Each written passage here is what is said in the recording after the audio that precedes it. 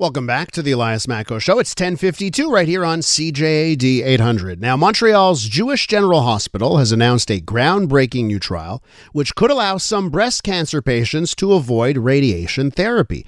The new study aims to identify which patients can safely skip radiation without compromising their treatment, something which could potentially reduce side effects and improve quality of life. The study will recruit 352 select patients who, instead of radiation treatment, would be followed regularly over a 5-year period. With more on this, let's go to Dr. Mark Basik, a surgical oncologist, and Dr. Thierry Muanza, a senior radiation oncologist at the Jewish General Hospital. With more. Doctors, the both of you, welcome to the program.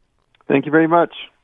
Hello. It's great, and it's great to talk to both of you. I'll start off with you, Dr. Basik, on this, and here's where my mind goes, and that's, well, we do radiation therapy for a reason, I imagine.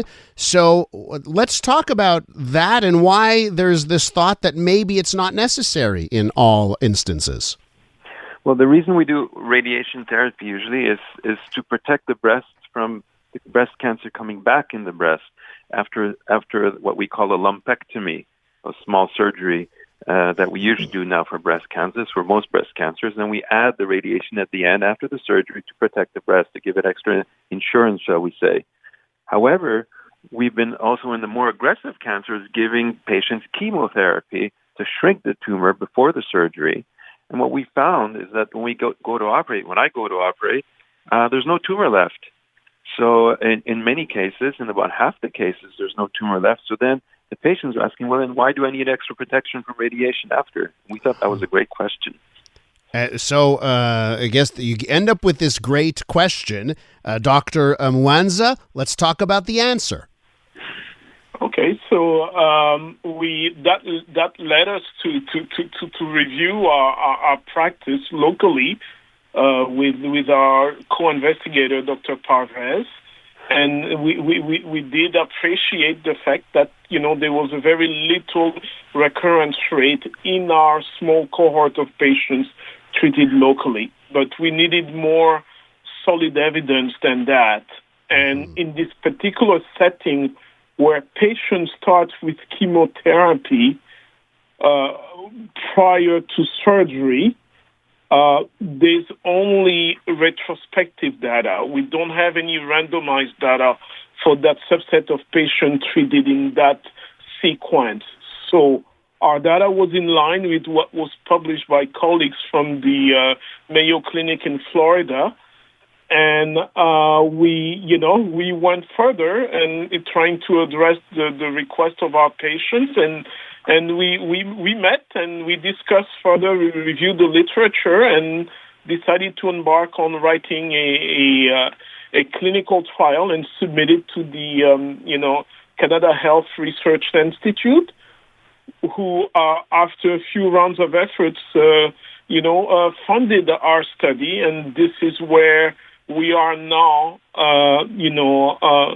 We have launched the trial nationally and potentially internationally to acquire prospective data, meaning data that is built up gradually over time and not something that we review, which could be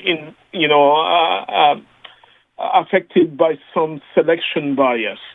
So, we are very pleased to be able to offer that option to eligible patients at our institution and across the country with the collaborative centers. With Dr. Mark Basik and Dr. Thierry Muanza from the Jewish General Hospital talking about a new trial for some breast cancer patients. Dr. Basik, let's go over risk and benefits. I would imagine there's both here. So let's talk about that. What's the risks that are involved here, and what are the benefits that you're hoping to see? Well, the risks are, in fact, Dr. Muanza, being a radiotherapist, can perhaps talk about a bit more about the risk of radiation, but there are definitely risks. There are short-term risks, and there are long-term risks, and I think he'll tell us a bit more. The benefit is to avoid them, and what we will follow is follow these patients and examine their breasts, do regular mammographies, and just make sure that nothing comes back in that breast, and that will be the way we'll follow them. But I think I'll leave Dr. Muanza explain the risk of radiation, or shall we say the benefit of not giving radiation. Dr. Muanza, take it away. Let's talk about that. So radiation therapy is a treatment that's addressed where a tumor is in place or a tumor has been removed with the goal of minimizing local recurrence, as mentioned previously. But in this particular setting, we have established that there's no residual disease in the breast that was operated after chemotherapy. And now the patient would be exposed to a treatment that would last for a given period of time, as short as 2 weeks or as long as 5.5 weeks. So that's a demand on the patient to come for additional treatment.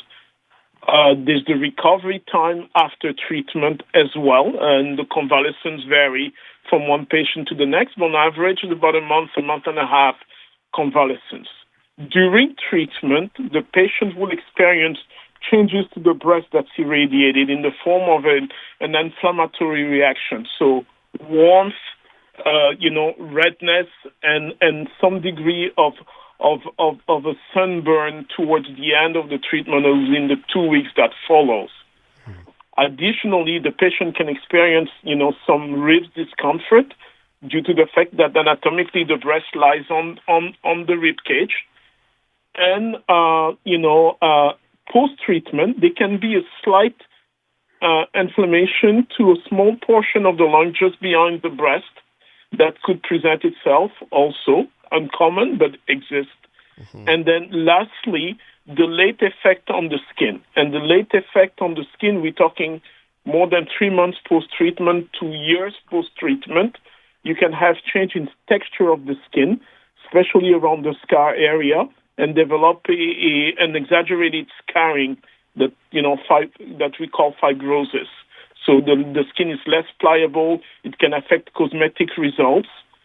And then lately, 7 to 10 years post-treatment, in an adult older than 30 years old, there's a small risk, but there is a risk of radiation-induced cancer to the skin or the soft tissue of the breast irradiated. So in all, in a context where the patient has no residual disease, where the state-of-the-art data shows that there's a low risk of local recurrence, we designed a trial where we select a population that is at extremely low risk and to whom we offer the option of not receiving radiation in order to improve their quality of life and avoid the treatment-related side effects. Gentlemen, doctors, that's all the time we have this morning, but I want to thank both of you for coming on and talking about the trial here. It really is fascinating. Thank you. You're welcome. Thank you. That's Dr. Mark Basik and Dr. Thierry Muanza from the Jewish General Hospital.